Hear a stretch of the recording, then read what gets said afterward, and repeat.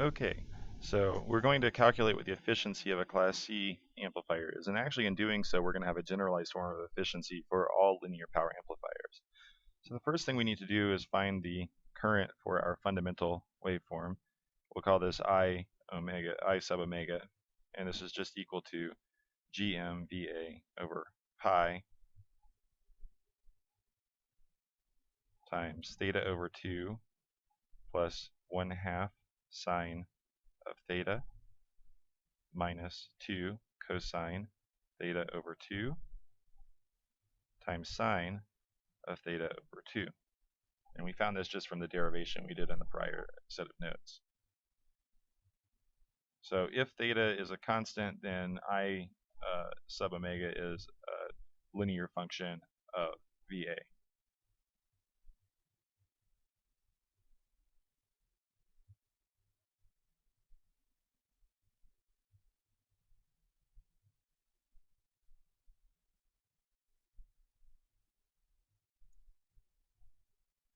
Okay, so we know that our efficiency definition is equal to our output power at our desired harmonic divided by our DC power. This is equal to 1/2 our output voltage times our output current divided by our DC voltage times our DC current. And we know that the peak V out is equal to our supply voltage VDC. We can say that our efficiency is equal to 1/2 V out times GM VA over pi times theta over 2 plus 1/2 sine theta minus 2 cos theta over 2 sine theta over 2. And this whole term is divided by V out times GM VA over pi times sine theta over 2 minus theta over 2 times cos theta over 2. Okay, now a few things cancel here. This cancels, and we're left with just this expression for efficiency that's in terms of theta, the conduction angle. So if we were to plot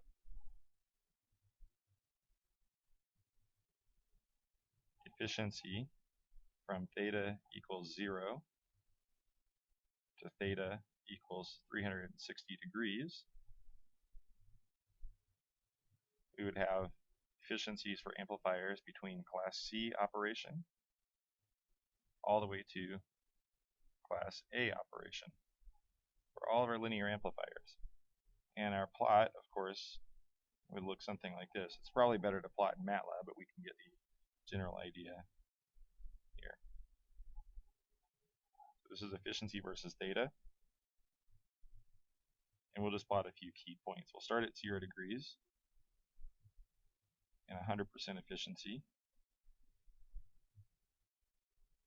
We'll look at 180 degrees, and then we'll look at 360 degrees.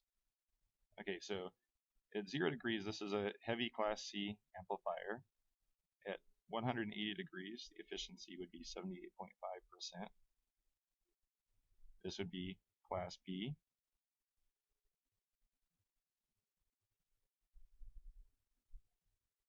And at 360 degrees, the efficiency would be 50%, and that is our Class A. And the curve would look something like so. So anywhere in here, the amplifier would be deemed a Class C amplifier, and anywhere between the Class B and Class A point, the amplifier is a Class AB amplifier. So you can figure out what your efficiency is just based on that conduction angle. Okay, so one thing we might ask is, what are the uses for a Class C amplifier other than a Doherty amplifier? And what we're going to try and do is leverage the high efficiency that we can get at low output power for medical implants. So one example is MediRadio. And what they do is limit the EIRP, which is effective isotropic radiated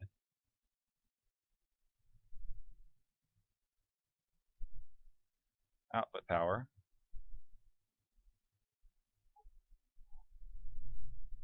in the 402 to 405 megahertz radio spectrum to 25 microwatts. So you could see that by using a very small conduction angle with this Class C amplifier, we could get very efficient operation and also output a very small amount of output power. So you can say that our Class C has good efficiency at P out approaching 0. And this is good. 25 microwatts isn't 0, but it's of course approaching 0 compared to the amplifiers that we've been looking at.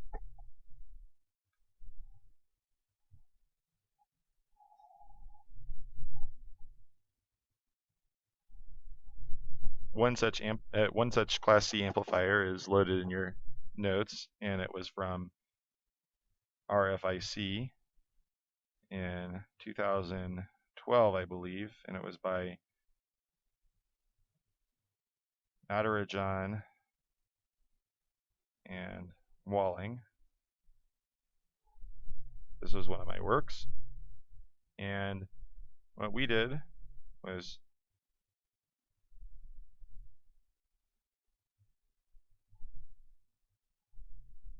use a tap capacitor output match consisting of L2, C2, and C1. And before we got to this, we used what we called a third harmonic trap. So we made a parallel resonant circuit designed at the third harmonic, so I'll label these components L3 and C3, that was placed in series with the drain.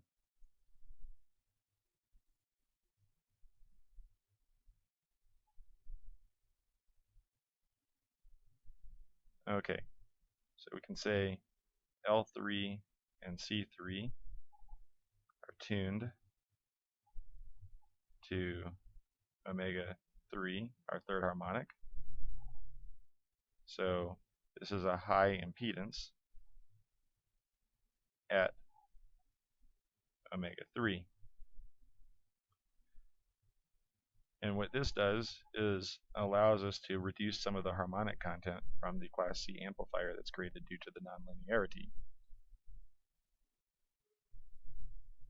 Now, one research topic that Karthik Natarajan continued to work on after I stopped working with him was that the conduction angle that's so important in determining our efficiency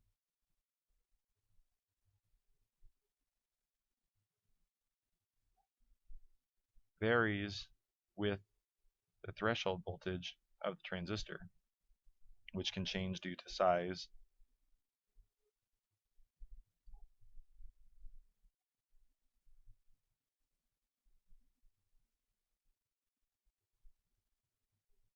We'll say process voltage and temperature variations, PVT. And so one thing that you might want to think about as a research topic is how can you set this conduction angle to counteract the effects of the PVT variations. Okay, so we'll stop there and continue in the next class.